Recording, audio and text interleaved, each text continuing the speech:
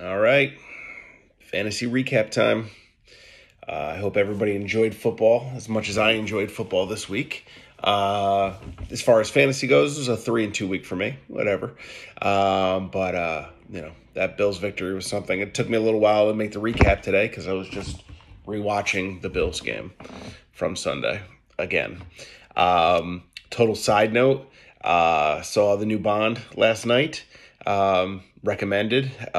You should definitely watch the other Daniel Craig Bonds before you go see it, just in case you haven't, because there's a lot of references, and it's kind of like an MCU movie. If you don't, if you haven't seen them, you're not going to know what the hell's going on. So, see the Bond movie. It was good. All right, let's get to the recap. Number one, I beat Marcel, 177-137. He had nice games at Kadarius Toney and Jamar Chase. My team, Hollywood went off. Derrick Henry did Derrick Henry things. Mike Evans, Knox, Gibson. So I had a nice score, 177. So that was going to be hard to beat. Our biggest blowout of the week was Rob Wilson over Rob Jessup, 147-86, which was a 61-point difference. Eckler and Woods. Props to you, Rob Wilson, for starting Robert Woods. I would have not had the guts to do that after the way he performed the first couple of weeks, but obviously he was a beast on Thursday night. Devontae Adams is really the only player that showed up for Rob. Jones got hurt. Mixon was playing hurt. Edwards-Helaire got hurt. Lockett had Wilson get hurt on him. Cooks was going against New England defense. Just a shit show. All right, moving on. Our first place team, Tom Jessup, took his first L, despite getting 41 points out of Lamar Jackson. Nice game out of Emmanuel Sanders. Ken coming through with the victory, 41 points out of Mark Andrews. There was a lot of scoring in that game last night. Shout out to Jonathan Taylor for getting me a victory in Dynasty. Let's see. Who do we have go off for him?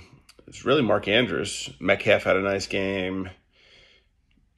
Yeah, everybody else played decently. It was really Mark Andrews was the difference there. Mark Andrews and Lamar Jackson did the majority of the scoring for the two teams. Victory for Ken there. Keo over Kyle in our second closest game of the week, 177-155. Antonio Brown, Alvin Kamara, nice games. Kyle got big games out of Josh Allen, stud, and Mike Williams, but it was not enough. I'm trying to think. Keo, props to you playing the Bills defense against Kansas City. I would have benched them, but obviously they went off. Man, your guys' benches went off too. Myles Gaskin with 31, Claypool with 24. A lot of scoring in fantasy football this week. I was reviewing a couple of my leagues, and in the league that Justin runs, I think one team lost 200 to 188, and there was a team with 187, a team with 177. I mean, there was just some high-scoring football this week. Defenses did not come to play, except for the Bills' defense, of course, shutting down Patrick Mahomes. Marissa getting off the schneid gets the win, 162-120 over Tommy McGrath. Justin Herbert was a beast. Jonathan Taylor was a beast. I mean, Marissa's running backs are ridiculous. You got Zeke, Taylor, and DeAndre Swift. Now, as good as her running backs are, as bad as her receivers are. So somebody's probably going to end up making a trade there. Herbert was a beast. Even her kicker was a beast, 16. For Tommy, nice games out of Prescott, Mattinson, and Hunt. And then everybody else just didn't really show up. Is what it is. Let's go on to Larry and JJ. Larry with big games out of Pitts, Chubb. Really all JJ had was Tom Brady. Tom Brady was a beast, and then everybody else didn't show up for JJ. So Larry with a nice victory, 142-97. As far as scoring goes, biggest point differential was Rob Wilson over Rob Jessup, 61 points. The closest game was Ken and Tom at 12 points. The high scores of the week were Keo and I tied at 177, and then the low score was Rob Jessup at 86. as far as the bench decision, was in the closest game, the 161-149, if Tom Jessup goes Marquez Callaway over Van Jefferson, which is, an up for debate decision. I mean, Jefferson had been playing well, and you like Stafford throwing him the ball, but if he goes Callaway over Jefferson, it's like a 22-point difference, and in a game that he lost by 12. So that would be the difference maker there. All right, let's take a look at the standings after week 5. So we've got, let's see, this goes to 17 now. So you got 12 more weeks of fantasy, and then playoffs will start week 15, 16, 17. Yeah, 15. So, we're 10 weeks away from the playoffs already. So standings are starting to take shape. We've got at the top at 4-1, we got Tom Jessup. And then the other 4-1 teams are Larry in second, Rob Wilson in third. And then you go to the 3-2 teams. It goes Keo in 4, me in 5, Marcel in 6. Then you go to the 2-3 teams. You got Ken at 7, JJ at 8, Tom McGrath at 9. And then you go into the 1-4 teams. You got Kyle at 10, Marissa at 11, and Rob Jessup at 12. Let's see, who's leading the league in points right now? Looks like Keo. Nope. This is crazy. So, and this is why I have a point, give money for the highest amount of points. So, no, actually, I'm wrong. I was looking at points against. Kyle has the most points against. I was about to say Kyle's 1-4 with the most points. Who does have the most points? Me and Keo are tied for the most points. We're both 3-2, but we have the most points at 730. Tom's got the second most at 721. And we're the only teams over 700 points. So, again, that's why I do a payout for the most points, because sometimes it doesn't always relate to the most wins. Let's look at the projections. I know you guys all like that.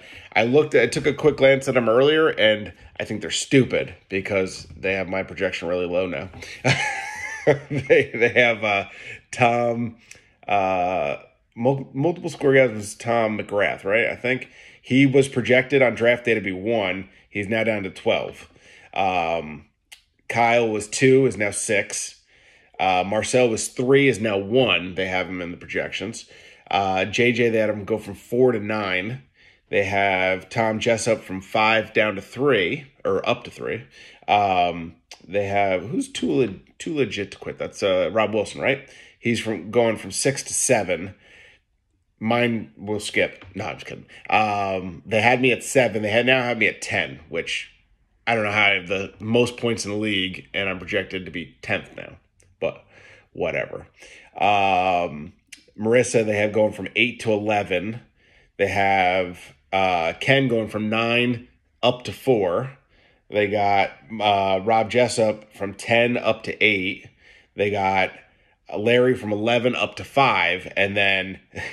I don't know how this one happens. Again, me and Keo are tied for the most points. They have me projected now for 10th. They have Keo going from 12 up to 2. So take those standings for what it's worth. It's stupid unless it picks me to be the best. Let's take a look. Let's take a quick glance at the schedule for next week. Let's see what who's any big games on the line. Let's see. I'm playing Tom Jessup. Now would be a good week for you to have a crappy week, Tom. Your players, should, in fairness, you should bench Lamar Jackson. I think he's due for an off week. Rob Wilson and Marcel, 4-1 versus 3-2. You got Rob Jessup and Kyle. Somebody's got to come out of that. Right now it's crazy because 3-2 is second place. So, if you get to 2-4 next week, you're back in it. But you drop to 1-5, you're going to be struggling. So that's a big game for them. Ken and Marissa are in the same boat. Kehoe and JJ, 3-2 versus 2-3. And then Larry and Tom McGrath. Tom McGrath's got to try to get off the schneid. Larry is, going to hope to leapfrog Tom Jessup after I beat him and go into first place. All right. I mean, that's pretty much it. Football this week. You got, what's the Sunday night game? I think it's Seattle versus Pittsburgh. with no Russell Wilson, so I would assume Pittsburgh's probably going to win that game. You got Monday Night Football. You got your Bills in prime time again, so everybody will enjoy that.